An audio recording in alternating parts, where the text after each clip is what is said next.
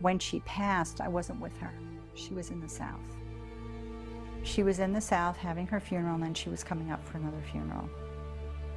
The night that they burned her ashes, I didn't know it at the time, but I dreamt and I saw her, and she was in her apartment in Florida. She was looking in her apartment. She went all the way in the stairs, where you do your laundry, walked around, and then I saw this light, and the light overtook all of me. And it was the most sweet feeling I've ever felt in my life, of sweet, sweet love. And I didn't know what that was.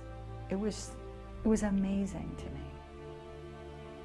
So after that time, I started reading Kubler-Ross and trying to put things together to say what just happened. And that was my first experience realizing that when you die, there's this beautiful thing that happens, which I didn't know. She taught me that. She showed me that. And that was her gift to me. It's been my experience that before we transition, our guides and spirit guides and whatever else we believe exists on the other side begins our preparation. You know, when I work with people or I'm around people, I see very clearly a white light around people before they're ready to transition. It's happened to me several times in my life. I saw it around my grandfather before he passed away, and when I had a conversation with him, he knew what it was, and he knew it was his time to go. And it surprised him that I could see it. And I didn't know what it was at that time. That was the first time that had happened specifically, so close to somebody transitioning. It was very, very clear, the white light that was around him.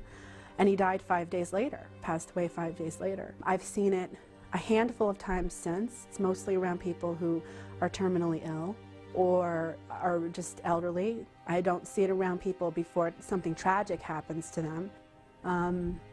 But I do see it around people who are at the end of their life spans. Once I went into the intensive care unit and I worked more deeply in the psychic world, I was able to be around people who are dying and see where they went. And it's very interesting because during this period of time, I was pretty much with everyone who died. I got assigned to them. And if I wasn't assigned to them, the head nurse would say, "Would you go help Mary in room 9?" And that person was about to die. So I was meant to do this for a while. This one person that died, which was really quite amazing, was a composer. And I happened to be, it was changed shift, so the night shift and day shift were there. And we happened to be with him as he was dying. And of course they were used to me by that time, and I said, "Okay, everybody hold hands around him." And I heard his soul, and it was a note of music. He became the music that he played his whole life. It was amazing. He became the music.